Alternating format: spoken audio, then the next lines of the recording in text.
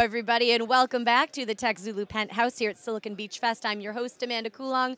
I am now joined by the lovely Lynn Langit of Lynn Langit Consulting, who is also one of the most amazing female developers I know. How are you? I'm awesome. I'm awesome. Thank you for having me here, Amanda. And of course, we have to state the obvious, which is you're a glass hole. And proudly so. Everyone is chasing you down here at Silicon Beach Fest because, well, you have Google Glass. So do you want to talk about it a little bit? I mean, people have heard some things, but what do you like about it the most? Sure. So I'm one of the Google Glass developers. So I've had them for about 3 weeks now. And what's really interesting is, you know, you have a great opportunity to interact with people because it's a new device, right? So the other thing that is really interesting about wearing them is thinking differently about how you're going to interact with the world. So of course, you know, I can obviously go like this and turn them on, and then I can take a picture, I can take a video, and it's right on my face. So that's an interesting thing. When I have Wi-Fi, then I can get tweets that are selected or Facebook stories that are selected, again, right on my face. Yeah. So different world. I mean, we were having a great conversation with someone yesterday at Silicon Beach Fest about the fact that with mobile devices, the screen is just going to go away because we don't need to pull something clunky out of our pocket and do this and that. We can wear glasses. We can have other devices that do that for us. Yeah, so the interesting thing is you might see I have a Nike Fuel Band here too, and I'm really interested in the interaction of the different devices. So, you know, smart fabrics and smart clothing and Fitbits and even like, this one isn't, but pendants that are smart and things like that. Because, yeah, the metaphor of pulling out the phone, it's, you know, it's not what people are interested in anymore. How long do you think it's going to be before we stop pulling these things out of our pockets? Well, if the apps that I create have anything to do with it, hopefully pretty soon, I think it's going to take a little bit of time, honestly, because, you know, the form factor for the devices are still being developed, you know, and it's been interesting because some people are really embracing glass, and there's already, though, some people that aren't embracing it. In fact, there's a backlash. You know, there's actually signs, no glass allowed here, and there's, you know, people are kind of afraid of it. So this whole idea of wearable devices that collect information, interact with the world, it's a new metaphor, and it's going to take people a little bit of time to understand. It's a new worldview. Yeah, but we're there.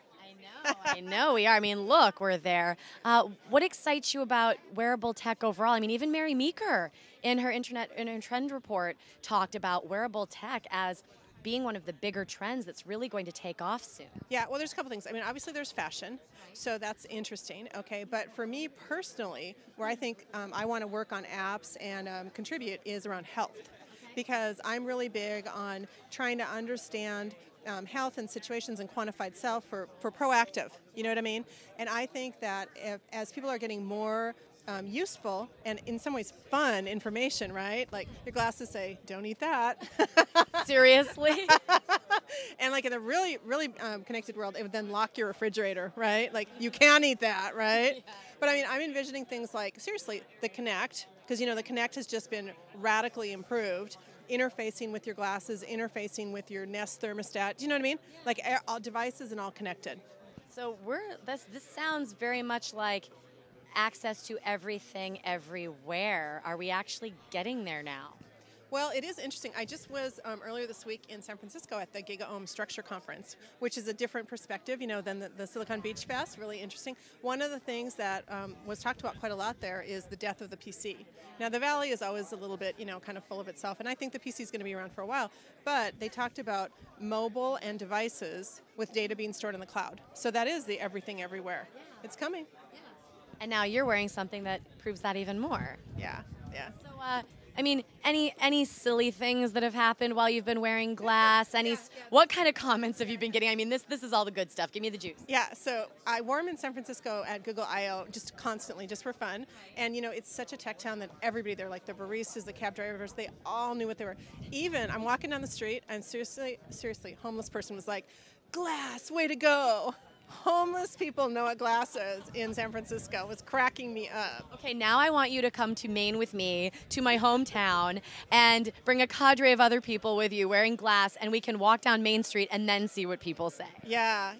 Well, you can do stealth mode too. I mean, one of the things that I wanted to show this is they have the different inserts. I guess I don't have it in my pocket, but you do have, and I'll just show for the camera here, that you can put an insert and they have a clear one, and then they have prescription, and then they also have sunglasses. And if you wear the sunglasses one, it's actually much less obtrusive. Yeah. So again, one of the things around devices is the aesthetics around devices. What do people find? Like, this is very in your face, cyborg. Like, is this offensive to people? Is this obtrusive to people? Would it be less obtrusive if it looked more like glasses? Yeah. You know, these are issues that I think are important to be considered. If it looked like something natural that people are actually used to, sort of like the uncanny valley, if you will, with robots, and almost there but not quite, and kind of freaking people out, and these look almost like sunglasses but not quite. Right. So how interesting. So moving away from the glass for just a minute, let's talk about you as a person as well. Like you've been, in the past, you were a Microsoft evangelist for a really long time. You're doing stuff now with Google as well, and just helping people in development. But you also have a huge focus on young girls and technology, or science, technology, engineering, math, STEM as they like to call it. I like to say STEAM, but anyway. What are you doing with that, and why is it so important? Yeah, so I'm the co-founder of a nonprofit, teachingkidsprogramming.org, and what we do is we have a set of open source free courseware that we use to introduce children ages 10 and up to programming. So what we feel, being developers, me and my partner and the rest of my family, is that our school teachers... Your whole family? Yeah, we're a developer family. My 14-year-old can code as good as I can. We love her daughter.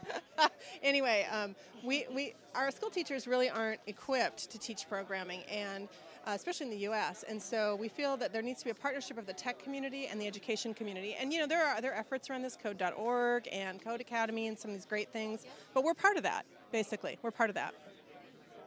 And are you seeing a shift? Is there any movement or uptick with young girls in STEM programs, or in STEM in general? Because it seems like obviously there was quite a bit of a decline for a while. Are these programs starting to make an impact now?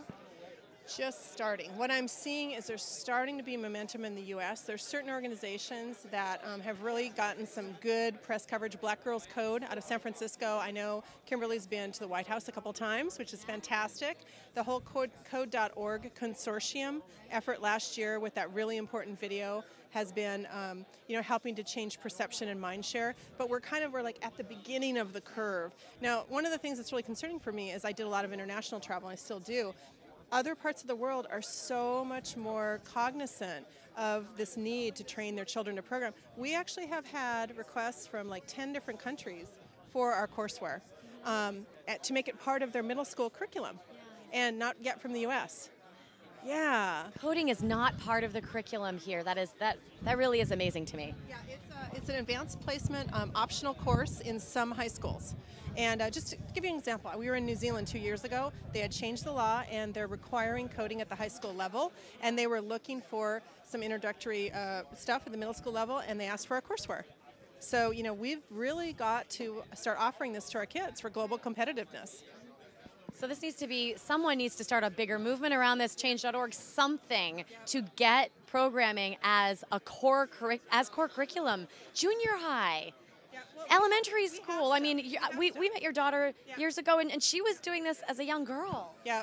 Well, another thing that we've done is we partnered with an online technical education company called Pluralsight, and they've set up a Pluralsight/kids page that's 100% free, and it has our courseware, it has Scratch, it has another sort of app inventor kind of thing for younger kids. So again, there is stuff out there. The big thing that needs to happen is the tech community needs to partner with the education community, because our teachers just really don't have the resources. So we need to just work together. I see an opportunity. Startups. What was the website again? www.teachingkidsprogramming.org. And any last thoughts or insights about Google Glass? Anything that nobody knows yet, or anything you can hint at? Well, I'm really looking forward to when the Glass Developer Kit is made available, because the programming interface right now is just a REST-based interface, so it's kind of a simple thing, kind of like the Google Now cards. And there's some pretty interesting hardware inside of here. You've got Bluetooth, you've got eyeball tracker, you've got motion sensor, you've got pretty interesting hardware, and I'm looking forward to getting access to that hardware to come up with really interesting, like the Wink app. I love that. Only Lynn Langit would think of the Wink app. This is why we love you. Well, the other thing too, I mean, honestly, and it's stating the obvious, but when I was at Google I/O, there were like 3 women with Google Glass. So one of the things, and this is a call out to all the startups and everybody, is I would really love to see more women involved in creating some of the new technology. I am a person who came to coding at midlife, so I am a living proof that you can learn to code if you want to. It's fun, and more women should be making stuff. What brought you to start coding in the first place? Actually, it's kind of a funny story. It's when I was pregnant with my daughter, I got bed rest. Instead of staying home and watching Oprah, I taught myself how to code. I love that story so much, and I never knew that, and I've known her for 5 years. Oh my word, that is so funny. Well, so Google Glass, girls who code, women who code, not just girls, women, we need you on board, we need you ladies, and we need to bring up the kids with an understanding of how to code. So thank you so much for coming here. We get to keep her in LA now because she's not traveling as much. So if you want to know more, you need to check her out. And so with your consulting, where can people reach you for that? It's pretty easy to find. I'm pretty, I'm an LA person, so everything's branded Lynn Langit. My email is Lynn Langit, my blog is Lynn Langit, my YouTube is Lynn Langit, everything is lynnlangit.com. Lynn Langit, Lynn Langit, Lynn Langit. Branding, branding, branding. There you go. Well, thank you so much, Lynn, and thank you for letting me become a glass hole. And everyone, I am Amanda Coolong here at Silicon Beach Fest, and we will